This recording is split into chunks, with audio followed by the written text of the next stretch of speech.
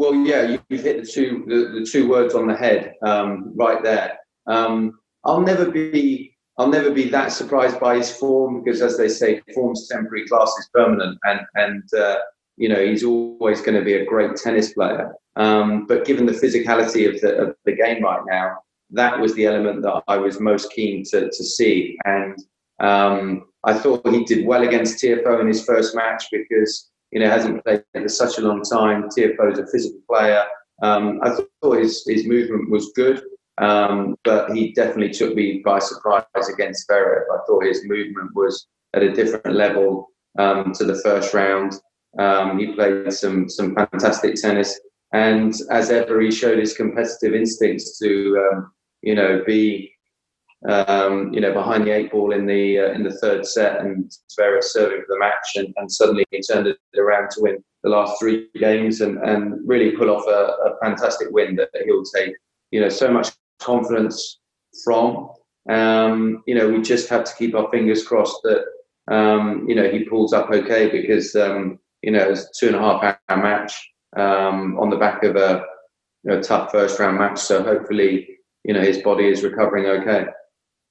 Do you think he'll learn more about himself from actually getting back into this match zone, as it were, to see whether he's still got the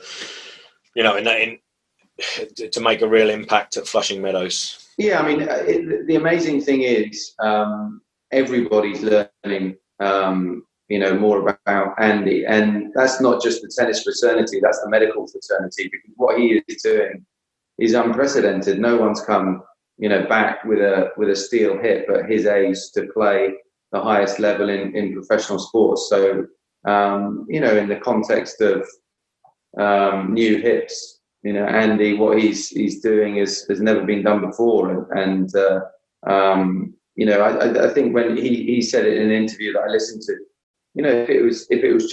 if Grand Slams were one set matches, there's no doubt he could win a Grand Slam. But they're not. They're best of 5 set matches, and you've got to play 7 of them. So that is the biggest challenge. It's his overall fitness and the recovery. And we all know, unfortunately, that doesn't get any easier as you get older. So I think as we've got to be patient. This is his second tournament. US Open will be his second tournament in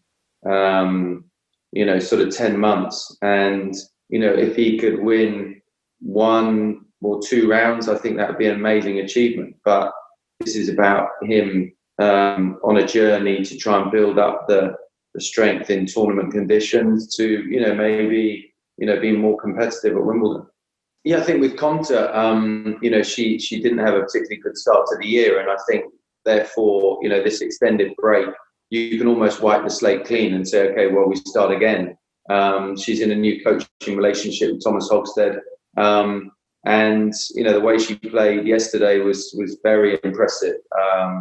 I mean, she played Flipkins, I think it was. She won 6-2, 6-love.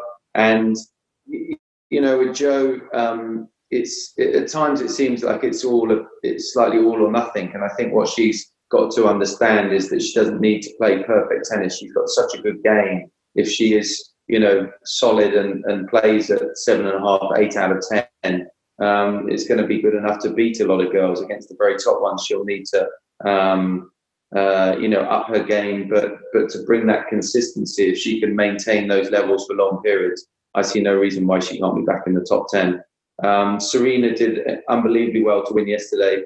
But the one thing that sort of concerns me slightly is her stress levels in certain